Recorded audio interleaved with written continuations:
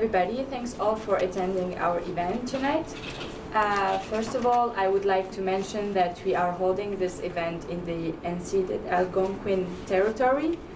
Then it's a discussion panel under the name Reclaiming Citizenship, Rejecting Double Punishment, organized by the group No One is Illegal Ottawa. I will present to start the agenda for tonight, then continue with introducing the speakers and organizer. So we will have Stacy Douglas with us, part of the Justice for Deepan Support Committee. Stacy Douglas is a professor at Carleton University in the Legal Studies Department. Tonight she will be speaking as a member of the Justice for Deepan Support Committee. Then we will have Yavar Hamid. Is a lawyer at Hamid and Farozad. Sure. He is one of the Deepan's lawyers, helping Deepan to fight for his case. Yavar is also a member of the Justice for Deepan Support Committee, and he is involved in other security certificate cases. And then at the end we will have Deepan Budlakoti talking to you about his story. After that we will have a small break of 5-10 minutes, and we can invite you to go in the back. We have OPRIG and AIDS Committee of Ottawa tabling, so you can take a look of what they are showing. And also we have the petition for Deepan, Justice for Deepan, that you can sign. We have the donation jar if you want to help, and we have also Terry taking photo outside in the hallway with sign if you want to support any campaign. And we have also colorful sheet in which you can write some message to show our solidarity with other struggles on this theme. There is marking 2-month anniversary of Lucia Vega Jimenez death, honoring 5 months of historic migrant strike in Leslie detention, solidarity with Owen family in sanctuary for 6 months. So if you want, you can write some message to show solidarity, our solidarity with others struggle across Canada. Then we will project a small documentary, Justice for Deepan, by Fiona Bushanam, Samantha Wright Allen, and Max Winkelman from Carleton School of Journalism. And we will have a small question period of 15-20 minutes. So this event was sponsored by PSAC, National Capital Region, and OPRIG Ottawa and OPRIG Carleton. No One is Illegal, who organized this event, is a group of migrants and allies guided by anti-oppression principles and advocates and fights for the dignity and self-determination of immigrants and refugees, as well as those living without status. If you're interested in getting involved with us, come talk to me after, or any of the volunteers in this room, or find us on Facebook or at noe-ottawa.blogspot.ca. The conference of this event is part of a speaking tour that the Justice for Deepan Committee organized in different cities in Canada, where Deepan Budlakoti traveled to tell his story in order to seek the support of the civil society. Deepan Budlakoti is an Ottawa-born construction worker and activist who, in 2010, was stripped of his citizenship by the Canadian government. He is now a stateless person, pitted in an incredible battle against the Conservative government over his entitlement to citizenship. The government is attempting to deport him to his parents' homeland, India, a country where he has never lived and does not have citizenship. So I'm going to leave with the microphone to Stacy.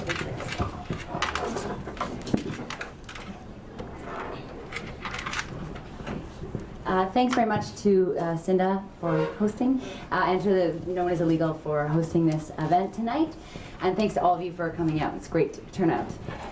So I'm going to spend just a few minutes maybe talking a little bit about what I think is the broader political and legal framework or scene upon which this is happening, Deepan's case is happening, just very briefly. And then I'll just spend a minute or two giving you a little bit of a chronology of events for Deepan's case, and then Yavar will be able to tell us a little bit more about the legal aspect in the case so far, and then Deepan, of course, will tell us about his experience in this case.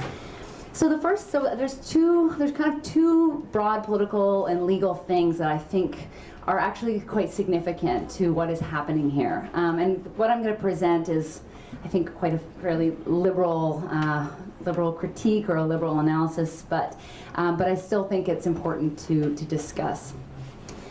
So the first thing I wanted to talk about is this kind of structural legal scene that we can see these things unfolding.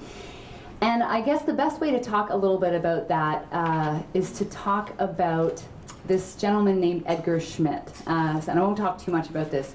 But Edgar Schmidt is a federal government lawyer or was a federal government lawyer, I'm not sure, maybe people know the story, who blew the whistle about a year and 2 months ago, last December, a year ago, on the federal government, because he was working at the Ministry of Justice, the ministry that is intended to be reviewing legislation from other ministries, to ensure that legislation that is about to be passed does not conflict or infringe with Canada's constitutional and other human rights obligations. So in the event that a federal government lawyer sees legislation come across their desk that infringes our constitutional commitments, that federal government lawyer, it has a duty to report, a duty to notify their superiors and other people that work for the federal government about these infringements. And what Edgar Schmidt said a year ago was that since 1993, the federal government has been discouraging federal government employees from reporting, unless they were sure that it was an infringement, and they were sure, we're talking 100% sure, that they would fail in court against a charter challenge. So what Edgar Schmidt was saying, and he tried to bring this to many of his superiors beforehand, but no one would listen, and so eventually he said he was forced to do something drastic, which was to go to the media. He was immediately he was suspended without pay, and he's now fighting the federal government on this case. So he's suing the federal government in service of, or in the name of his public service duty, to ensure that the legislation that they were passing is not actually infringing these rights. So this seems maybe far afield, but I think what Edgar Schmidt is noting is something really important, especially when we see the kind of legislation that is coming through last 2 weeks, and obviously before that, by a federal conservative government that has a majority that is essentially unstoppable. And the other kind of piece of the political and legal structure that is important in that is to think about that power of a majority government and the power that they have over messaging, government messaging, and the power they have to put legislation through and to force it through. And when we juxtapose that to what Edgar Schmidt was saying, it's quite disconcerting, right? If Edgar Schmidt is telling us that we ought to be worried about the kind of legislation that's being pushed through, and yet we don't have the parliamentary mechanisms because we have an increasing power in the PMO, the Prime Minister's office, and we have a ridiculous whip system in our parliamentary procedure, then we have very little chance to debate and to stop that legislation. It just gets rammed down our throats. Right, so I think it's something to consider with the power of that whip system, the power of the PMO, and that narrow duty to report. And so what that does, what's happening there, is it's placing the emphasis, or it's placing the the responsibility for challenging that unconstitutional legislation in the power and for individuals and organizations, right? Which is obviously costs a lot of money and takes a lot of time. So there's something really obviously problematic about that. And I think that that's actually quite directly connected to what we're here tonight to talk about, and is the second, maybe more pointed, broader legal aspect or legal landscape, which is about the increasing confluence in Canadian law between criminal law and immigration law. So increasingly, we are using we're using immigration law in order to deal with immigration in Canada. And so we see this, now this is not necessarily directly related to Deepan, obviously, because Deepan is born in Canada, but it again, it's part of a kind of broader landscape, and I think it speaks a little bit to what Cinda was mentioning there when she was talking about the different kinds of solidarity that we need to be thinking about when we're talking about Deepan's case. But we obviously see this confluence, this nexus of criminal law and immigration law in things like security certificates, which Yavar knows all about. And it's been kind of termed by people, this confluence, this increasing nexus, as crimmigration. All right? So we have criminal law and immigration law basically molding together. And John Hagen, who is someone who writes about this a little bit, I think puts it kind of aptly and how we think about this in Canada. He says, the very status of being an immigrant presents a situational form of delinquency or initial sin, so that when an immigrant is charged with a crime, they are perceived as committing not one, but two offenses. So this is the way that he describes how Canada legitimizes double punishment and the other kinds of racialized punishment that is being carried out in these other places that Cinda just mentioned. So that's just quite broadly, I think, things that we need to be considering. Again, that legal structural stuff with the PMO and the whip system and majority governments, as well as this increasing confluence of criminal law and immigration law. But now I want to turn to Deepan's case specifically and just tell you a little bit about some of the timeline that might help, if you don't know Deepan's case well, help make it make sense. So the first, and I'll just highlight about 6 kind of important points to note. The first one is 1985. This is when Deepan's parents actually moved to Canada and they began working at the staff at the Indian High Commission at the embassy. 4 years later, 1989, Deepan's parents cease working for the Indian High Commission in the summer, and that fall, Deepan is born and he's given an Ontario birth certificate. Then I'm going to fast forward about 10 years, and Deepan's living his life, and in 2009, Deepan is convicted of a break and enter at that time. And it was in 2010, 1 year later, that Deepan receives a letter from the government saying that his passport was issued in error, citing a very little used section of the Citizenship Act, Section 3, subsection 2, which says that anyone who is working for an embassy, for an ambassador, for an embassy at the time, or diplomat at the time, so anyone who's working for an embassy at that time and gives birth to someone, that person cannot be a citizen. Okay, so that's what this section reads. So the Canadian government is alleging that at that time of Deepan's birth, that his parents were working for the embassy. Now, in 2013, the Indian High Commission confirmed that that was not the case. They have written that explicitly. That is public information. Moreover, India has said that Deepan is not a citizen and are very clear about that.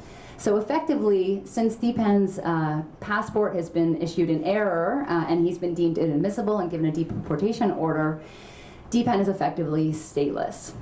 And when confronted with these facts of the time of his parents, what time they ceased working for the High Commission, and India's statement, the Canadian government, Yavar will actually probably tell you a little bit more about their inability to respond to those facts. So I will just turn it over to Yavar now. Thanks, Stacey, and thanks for coming out tonight. This case, as Stacey was saying, is an egregious case, and it represents, I guess, possibly some of the worst tendencies of the ideological immigration and border enforcement tendencies of this administration. As Stacey pointed out, the problems of enforcement in terms of the rote and inhumane manner of application of immigration law to decide who stays in, who goes out, the arbitrariness of this is really tested. Are we doing? Is that better? Yeah. It's really tested in the sense that the government is going to the length in this case of actually denying citizenship, stripping away citizenship from a Canadian citizen. So some of you may have heard of this Bill C-25 being proposed now by the Conservative government, which is suggesting sort of new categories in which to contest the citizenship of Canadians who are deemed to be either considered to be threats to national security, who are considered to be unloyal to Canada and therefore unworthy of being Canadian citizens. And I think that Deepan's case is sort of a hallmark case in terms of saying that for certain categories of individuals, they will not be countenanced, they will be punished, not simply punished through the criminal justice system, and we know what the criminal justice system does, we know the sentencing that it metes out, and in the normal course, the coherency of that system means you are charged, you're convicted, you do a sentence, and that's the end of it. This notion of a double punishment, the fact that additionally you should be expelled from the country, is taking it to an extreme. Now, in Deepan's case, as Stacey also mentioned, the Canadian government is looking for a loophole, a technical loophole, Section 3 sub 2 of the Citizenship Act, where the Canadian government is claiming, and it's claiming without evidence, and in fact, I won't say without evidence, I would say that the evidence is clear to the contrary, that Deepan's parents at the time of his birth were not one of two things which required the exemption to be enforced, either officers of the High Commission itself or employed by such officers. They were in fact employed by a Canadian citizen. So that's sort of, one would think, it's end of story. When you don't fall under the exemption, you become a Canadian citizen by virtue of your birth. That's the way it works for everyone. I'm a Canadian citizen, that's the way it worked for me, and there is no exemption. You can't have a two-tiered system. But in this case, the Canadian government is stretching that. It's saying that, well, let's probe this further, and something Deepan might comment upon, and one of the real ambiguities in this case is how during the course of Deepan's detention, out of the blue, somehow border enforcement is checking on his immigration status. How does that come up?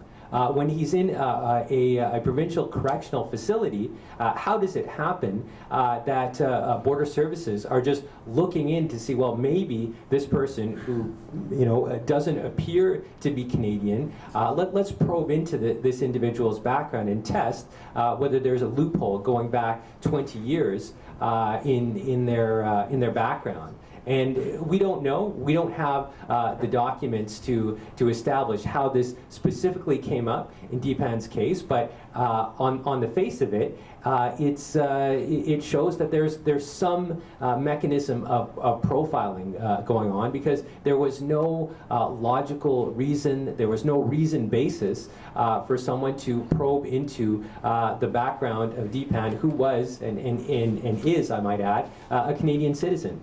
But nonetheless, Border Services took this step and has now mounted this case.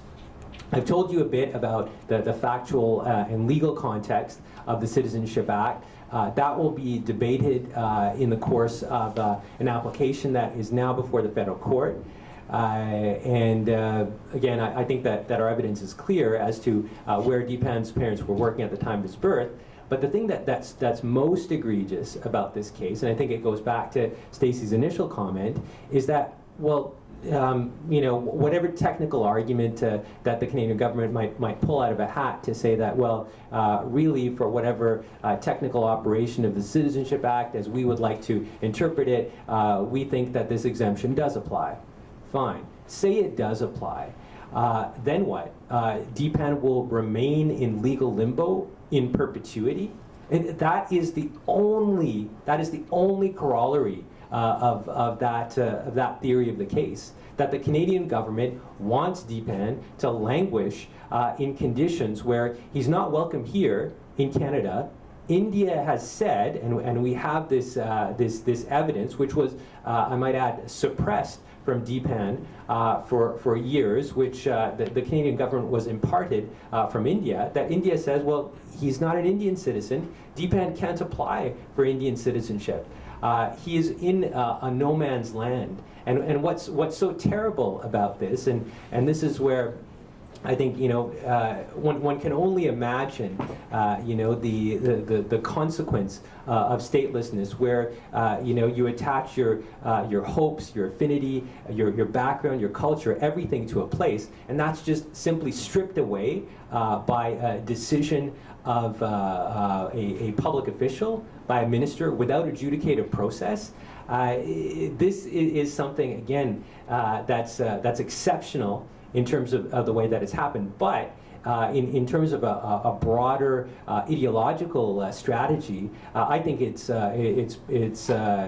indicative of where a trend is going. And going back again to one of Stacey's opening comments, I think there are people working in the federal government, there are people working for the Department of Justice who probably would agree with what I'm saying tonight, but given the present climate, given the sanctions against critical thinking, against self-reflexivity within the federal public service, those voices of rational thought are not prevailing. So in all likelihood, we will go to federal court, we will present the federal government with this quandary, and we will ask a federal court judge to decide. But this is, it's not the way that it should be done. It's not the way that a country should treat one of its citizens. The thing that maybe I'll end on, the note with respect to why this is so egregious, is that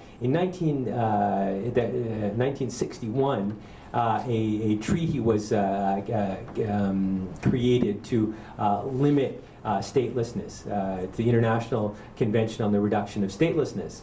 Canada is a signatory to that treaty. It has an international law obligation, which is also reflected in the Charter of Rights and Freedoms, to not only prevent the problem of statelessness more broadly spoke in a global context, but it shouldn't be the source of it. Canada shouldn't be the one that's creating statelessness. This is just absurd and abominable. Now, the basis of the protections that anyone should enjoy. One, the very issue that's being debated before the federal court is one of citizenship, which is protected by Section 6. Of the Charter. You have the right to remain in Canada, you have the right to leave, and you have the right to come back in. Those things we're arguing do apply and never should have been removed from Deepan. That's one of the things that will be tested. But beyond that, separate and apart, whatever position the Canadian government takes, if it says that we will maintain the position of statelessness against Deepan, they are basically putting him under arbitrary detention for the rest of his life. And so we call upon the federal government to answer that position. It's been put to them countless times in public rallies and public demonstrations, but I'll do it again tonight, and this is a message that you should also bring to the Minister of Citizenship and Immigration. Is this truly what the Government of Canada stands for? Perpetuating statelessness of individuals and putting someone in Deepan's situation in a situation of arbitrary detention for the rest of his life. And I think that is just, I've taken you through the steps of the argument. That's the only consequence of what Canada is doing. And to do that for political mileage, for an ideological agenda to appeal to a conservative support base, that's petty, and that's egregious. Because I'm going to turn it over to Deepan. This is it's someone's life at stake, and Deepan, I've sat on many panels with Deepan, and it takes a lot of courage for someone to come up and talk about their situation, what's happened to them, what they've lived through, and Deepan does that with courage and dignity, but not only for himself, but he brings it. I think in a context that means a lot politically within this movement, and I'm very proud to be one of Deepan's lawyers and stand beside him in the struggle. Deepan. Thank you, Albert. I just want to start off by saying thank you for coming out to the event. Today I'll be talking to you about my beginning, how my case started at Ottawa College Center, OCDC, and what's currently happening to me now. I got charged in 2009 for transfer of a hunting rifle to an undercover officer. I didn't have my FAC papers, and from that point on, I was thrown into Ottawa College Detention Center. Once I was at Ottawa College Detention Center, I got into altercation with a guard where I was thrown in the hole for 30 days. While I was in the hole, a Caucasian guard came out to me and asked me if I was a citizen or not. Keep in mind that there's no screening process if you're a citizen or not. They don't ask you these kind of questions when you're coming into the jail. But this guard specifically asked me if I was a citizen or not. I told him I'm a citizen. Once I got out of the hole, Canada Border Service Agency, CBSA, came and see me stating that I'm not a citizen. I provided them a copy of my birth certificate and my Canadian passport. When you provide someone a Canadian passport and a birth certificate, you would think that they would stop right there and then, but they didn't. They went above and beyond. They came back to me 2 weeks later, telling me that I am not a Canadian citizen. They classified me as a long-term permanent resident. I did not see no adjudicator. Due for a process was not given to me. My passport was just taken away just like that by a CBSA officer, stating that it was given to me in error. I want to point out that, in my belief, that guard specifically contacted CBSA because he specifically had a vendetta against my appearance or my color of my skin, or I'm not too sure exactly, but there's no doubt in my mind, in my personal opinion, that that guard contacted CBSA in order for CBSA to come see me.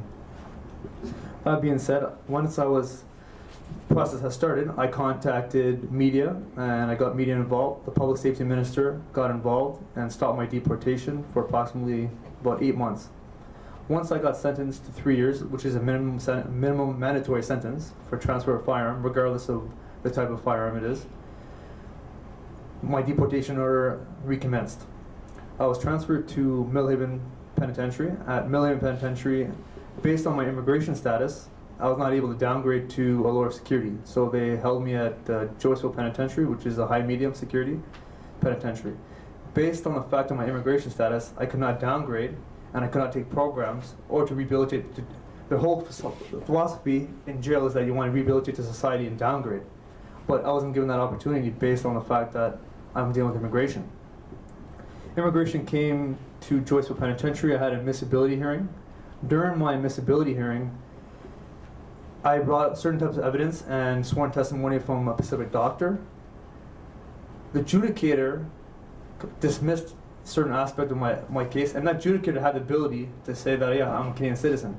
But that adjudicator decided to say that I'm not a citizen, and at that point, I have no status in Canada, and my deportation order has now fully come into effect. That being said, I now have a deportation order. I am supposed to be released from Joyceville Penitentiary to Ottawa. But instead of going back to Ottawa, I was sent to Toronto West Detention Center. I don't know if you guys are familiar with end immigration detention. Same tactic they're happening in Toronto. They're taking people from different jails and sending them to Lindsay. It's an isolation tactic where they're holding people where there's less communication with their family, supporters, and less communication with their lawyers. Same tactic. They knew that my support is in Ottawa. They knew that my lawyers are in Ottawa, but they sent me to Toronto West Detention, knowing the fact that I came from Ottawa. And I did not, oh, by the way, I just want to point out that While you're dealing with immigration, you're not eligible for day parole or full parole. You must get released on your stat date. So you don't have eligibility as a no person to get released on 1/3 or 2/3, or sorry, 1/3 or full parole. I got released on my stat 2/3. Once I was sent to Toronto West Detention Center. Toronto West Detention Center is a very unique place in my perspective, because you're in a range where you're in an L-shaped range where there's 30 guys in a range where there's 3 guys to the cell. If you want to use I'll give you an example. If you want to use the washroom, you're 3 guys to the cell, you're barred doors. So you have no choice but to use your bed sheets that you get every 2 weeks to cover the grill and to cover the back of where the toilet is. The toilet's right here, right in front of the grill. Then you got the 2 bunks and then one guy sleeping on the floor. You have to put a sheet behind you and a sheet in front of you. Because if you don't put a sheet in front of you or behind it, 5 other cells can see you. The lights are on 24/7. During the nighttime, imagine a light like this on 24/7, and then a guard comes in every 15 minutes, goes around the range, and does a little beep 4 times every 15 minutes. That's what you got to get used to when you're at Toronto West Detention Center. There's blind spots. People think that when you're dealing with detention or provincial custody or federal custody that there's no brutality towards guards or guards don't attack inmates. I want to make that assumption very clear that guards will physically attack you, and there are blind spots all over the jail. From Ottawa Colleen Detention Center, from Joyceville Penitentiary, and from Toronto West Detention Center. I'm just going to jump back to Ottawa Colleen Detention Center. During Ottawa Colleen Detention Center, when I got in an altercation before I went to the hole, I was cuffed and handcuffed outside on a blind spot. A guard choked me, asked me what's going on. I didn't respond. 5 guys around him. When a person is in that situation, you can't respond, you're not going to say nothing. What can you possibly do? If you're in my shoes, you can't do nothing. Because who the guard is going to believe? If you physically attack that guard while you're cuffed, you're just going to get more charged and do more time and throw you in the hole longer. So you just take it and then go to the hole. Going back to Toronto West, situations happen in Toronto West on a regular basis. You're on a Pacific range where strictly is immigration on 3A and 3B at Toronto West at the time when I was there in 2012. While you're at Toronto West, the food concept, the phone concept, newspapers, everything's limited compared to someone that's dealing with regular criminal convictions. You get locked up earlier. If there's certain things that are in the paper about immigration or certain tactics that's in the paper, they won't even give you the paper even though you purchased the paper, your family members have purchased the paper for you. Food is limited. Doesn't matter if you're 300 pounds, 6'6", or 100 pounds, 4'7". You get the same amount of food.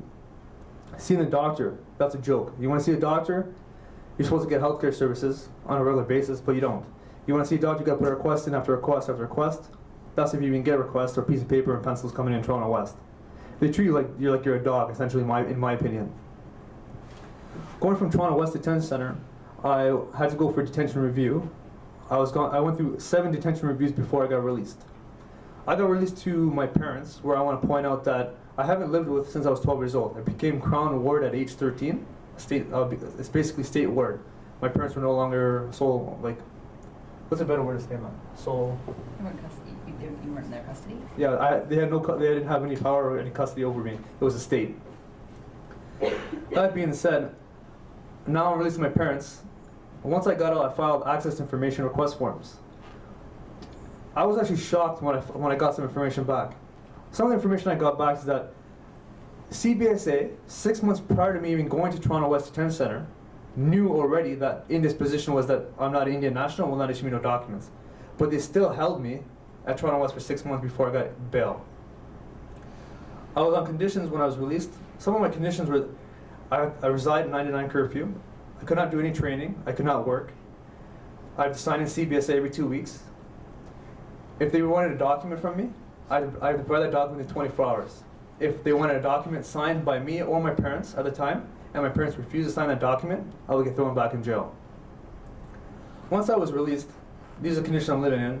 I file access information request. Then I'm trying to get a job. I filed for a work permit. At that time, a work permit was supposed to be issued between 6 to 9 weeks. It took me about 7 months before I got a work permit. I had to file a mandamus application, which Abraham had filed for me, and within 10 days, I got a work permit. A mandamus application is essentially an application where you're asking the government has 20 days to decide to either give you the work permit or to give you whatever you're seeking, or explain why they're not giving it to you. I got the work permit, now I have to file for a social insurance card. I filed for a social insurance card even though I'm born in Canada and I had a Canadian passport and I had a social insurance card prior. The Service in Ontario tells me that they're not going to issue me a social insurance card at the time. They'll contact me within 10 to 14 business days. At that time, I contacted Thomas McClare's office. Thomas McClare's office contacted Service in Ontario, and approximately 10 to 14 days later, I got a social insurance card in the mail.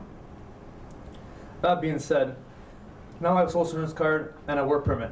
Now I need to get my conditions changed in order for me to work, because one of my conditions are that I cannot work. I filed a detention review, where during my detention review, again, CBSA withheld information, which my legal team did not have, neither did I, brought it up, saying that they still have information from the Indian government at the time that they're trying to seek documents, and then suppressed other information, which I'm not going to bring up at this time. Given the fact that I have a charter application in, and I have a UN application, and then I have a public campaign, and I have new sureties, and my situation has changed dramatically, and I'm trying to change my life around and trying to move forward in life, the judge seemed that there's lots of different scenarios that's happening here, and decided to reduce my conditions. From all my conditions I had, it was reduced to just sign in once a month, reside with my new surety, and keep the peace. I want to point out that at this time I'm still on parole, so I still have parole conditions I gotta abide by, which everything that immigration has given to me, parole has also matched at that time. So now I'm able to work. But you have a work permit, you have a social insurance card, I still have to get a driver license, which took me 3 months to get a driver license. And then now you're all over the media, and you try to apply for a job. People just Google your name these days. If they Google my name, they're not gonna give me the job. So it was very difficult to even find a job. So I had to find jobs that were places like driving a tow truck or driving a truck, something that an employee wouldn't even really check, something like far-fetched, like go through different scenarios. So I got a job driving a tow truck. Given that, now I want to point out, going back to my passport. When you're given a passport, it goes to 3 different sections, 3 different individuals or subsections in the government, if you want to say it per se. Their sole job is to make sure that you're a citizen or not. Under the Passport Act, it clearly states that you can only get a Canadian passport if you're a citizen. Prior to this, I was on my mom's Canadian passport for 4 years. Then I had my own Canadian passport for 5 years. And then all of a sudden, when I get in trouble with the law, they now decide that they get away in error. Very convenient for the government. Being stateless in Canada is very, I don't want to say difficult to a degree, but very problematic for me in every aspect. I don't have healthcare services. I get treated differently. I have a worry if I get pulled over by the police or CBSA can come to my door at any given time. 2 weeks of me being outside, I had to install cameras at my parents' location because CBSA came there with excessive force. They came there with 5 officers at approximately 10 o'clock at night to see if I was there by curfew. To me, it's a bully tactic, because why would you send 5 officers, armed officers, to come see if you're there for curfew? Just trying to, I guess, try to bully me, just try to show force that they're trying to intimidate me. In return, I installed cameras around the house, which there's a direct feed to my lawyer, and then so forth and so forth. Given that CBSA from that point, did not come back. I just want to point out that CBSA tries their best to intimidate individuals, and people that are not citizens or permanent residents, or people that have refugee status, or whoever in this room or whoever listening to this, I want to point out, don't feel afraid of them. Fight back, know your rights and fight back. Don't let them bully you, because their whole time they just want to bully you and try to take advantage of you because they feel that you're weak. Don't let them, because the CBSA government is a piece of shit government. The CBSA force, the whole government agency is completely garbage. Their way of doing things, in my personal opinion, is by far ridiculous. They want to sanction someone's life. My life's on their line. They have no concern in my life. I'm born in Canada, have a Canadian passport, born in the capital city. I have a birth certificate, lived here my whole life, and now they're trying to say to me that, oh, I made a mistake in life, and now they're trying to say I'm not a citizen. How many people make mistakes? A lot of people make mistakes. I'm trying to rehabilitate society and trying to move along in life, but they're not allowing me to do that. Everything is an obstacle, from work permit, from social insurance card, from driver license, and everything costs money and it takes time. Work permit ends in 1 year, social insurance ends in 1 year, my driver license ends in 1 year. All this takes time again to reapply. Say I reapply, will they give it back to me in the time frame? No, or yeah, it's a possibility. That being said, I just want to point out that I've gone across Ontario as well as Halifax doing a speaking tour, looking for support in organizational support and individual support. I have an online petition, I have a Facebook page and a Twitter page, always looking for more awareness. And in support-wise, I'm always looking for individuals to write letters to the Public Safety Minister and the Immigration Minister showing support on my case. I'm also looking for pictures of support as well as just in general support in general, just to spread the word, essentially the fact that this guy is born in Canada but now facing deportation, and if this can happen to someone that's born in Canada and their citizenship has been stripped away, this can happen to anyone else down the road as well. And if this case actually goes through, it opens a complete new precedent that could affect a bunch of other people that are going through a bunch of other individuals' cases down the road. So it's not just I don't want to just focus on my case essentially. It's a much broader picture all the way across the board, because they're essentially saying that someone that's born in Canada is a citizen and now taking away their citizenship. They're saying that anyone else is born in Canada but taking away their citizenship. But it's problematic in itself, because everyone that's coming to Canada has migrated to Canada at one point in itself. But now these individuals are now deciding that these people are not citizen and who's not citizen, and have the ability to take away someone's citizenship is quite ridiculous in itself. I just want to thank everyone for coming out, and feel free to ask me any questions. Be blunt, I'm okay with it. And yeah, thank you very much. And thank you, Yabra and Stacey, for showing support and talking on my behalf, and greatly appreciate it. And thank you, Noe, for sponsoring this as well as PSAC and OPERCS. Thank you. I can deeply relate with your situation, and I think it's very interesting to me as a poli-sci student and in international relations especially. My question is, you mentioned, thank you. You mentioned that in your opinion, what sparked it was a guard, an altercation with a guard. That's right. Again, in your personal opinion, do you think that is the only reason that all this is happening? Because it seems to be a lot that is happening to you over one altercation with a guard.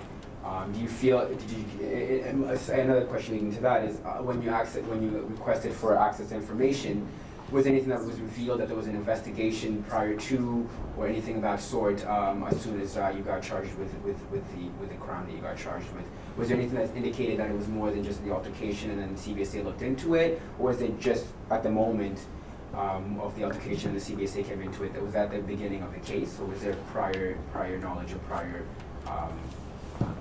evidence or anything like that?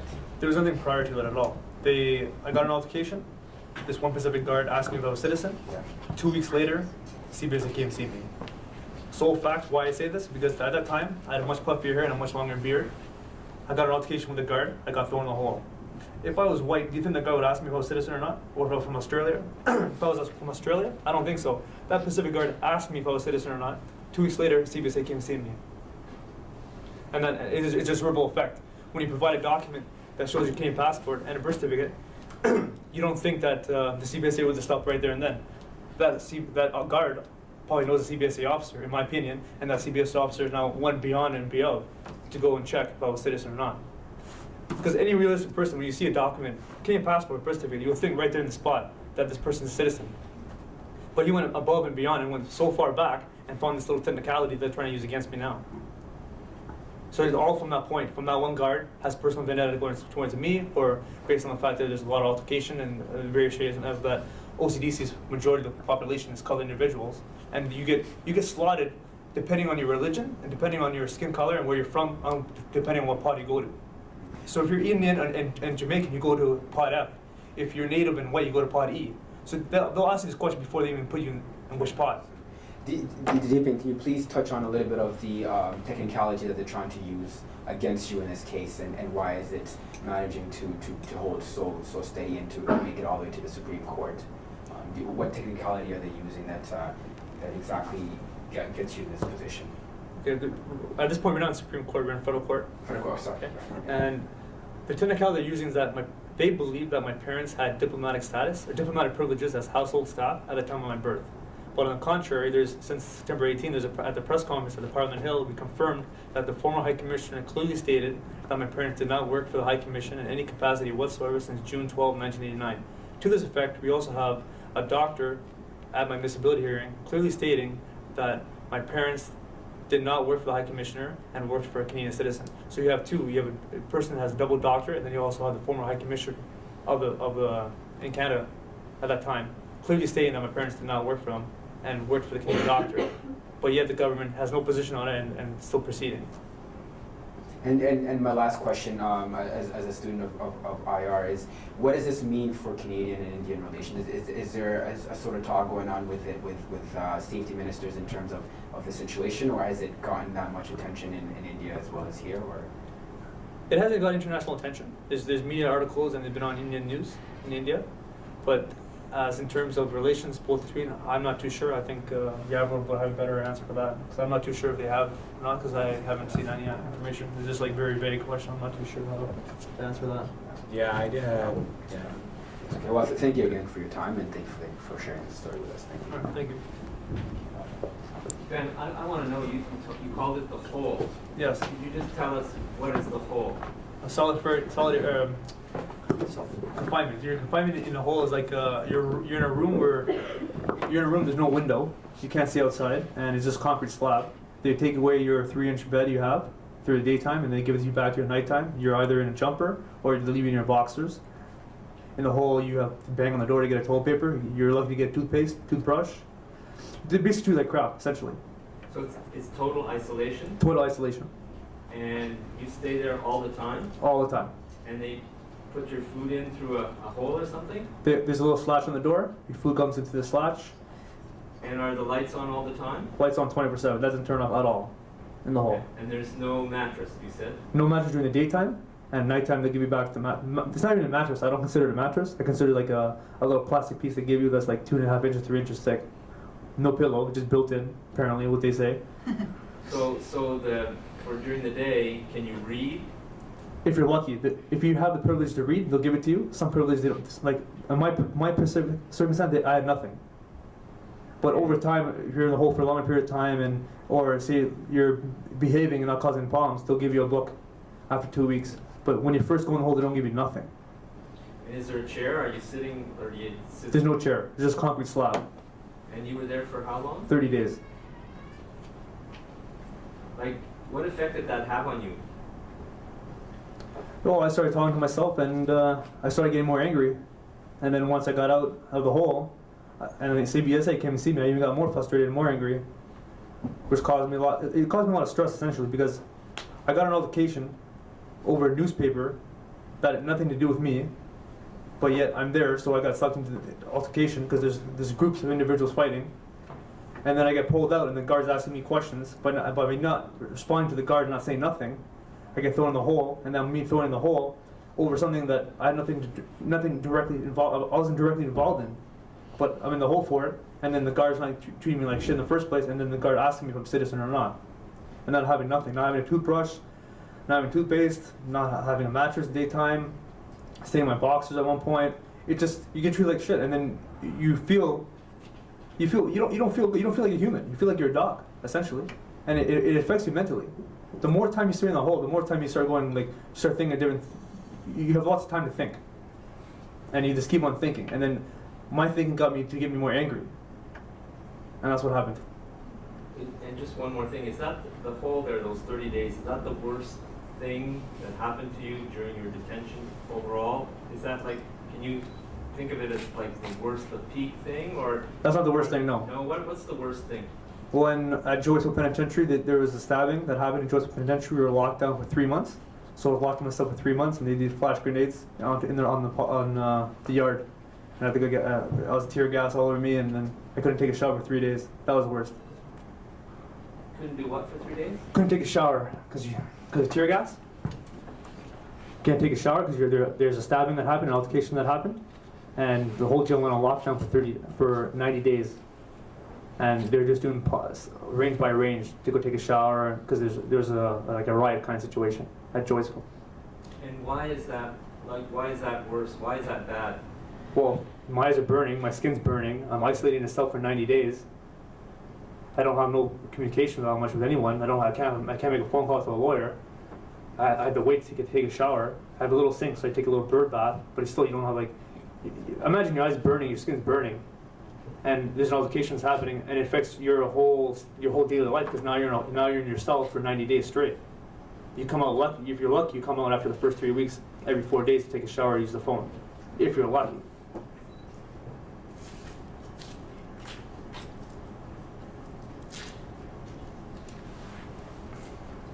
Yeah, I just think that all of this is really, really disgusting, and I think anger is like the right emotion to have. Like how can we tolerate this stuff? Like this shouldn't be happening to anyone. Passport, no passport, irrespective of anything. Those kinds of things should not be happening anywhere near us, anywhere. Like, this is so bad. Seems to me, how can we just talk about it when it's this bad? You know what I mean? A lot of things happen. Like, I give you an example. In J Unit, there's a situation that happened, and a guard shot the guy. One shot and killed him. When you're inside, especially when you're in federal time, they don't treat you like you're an individual. They treat you like a number or like you're an animal. It don't matter if you're in an altercation, especially in the pen. If you are getting an altercation and you're getting in a fight with a situation where you have a weight's getting thrown on you, or your head's getting crushed, or you're getting stabbed, they will not interfere. They'll wait until they have enough guards to come in, and then they'll try to detain the situation. Half the time, that individual that's getting attacked is going to be badly injured. It's just a normal thing that happens inside.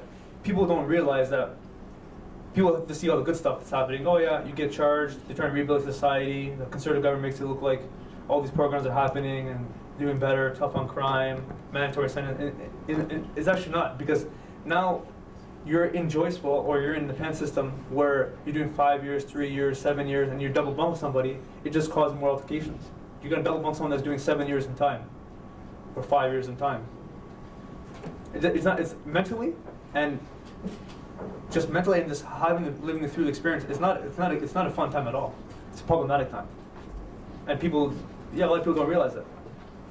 What the conservative government has done is actually made the system much more tougher on individuals and caused a lot more violence inside than actually not causing violence. And they feel that they have rehabilitated society, which they're not, because the programs have not increased. It's actually downgraded.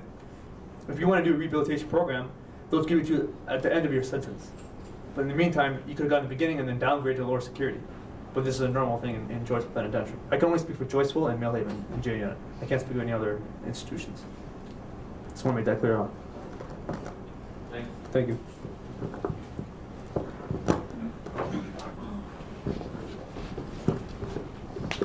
I don't have a question. I just wanted to say, as someone who's been criminalized and who's been in detention with like a different experience than yours, just want to thank you for sharing your experience.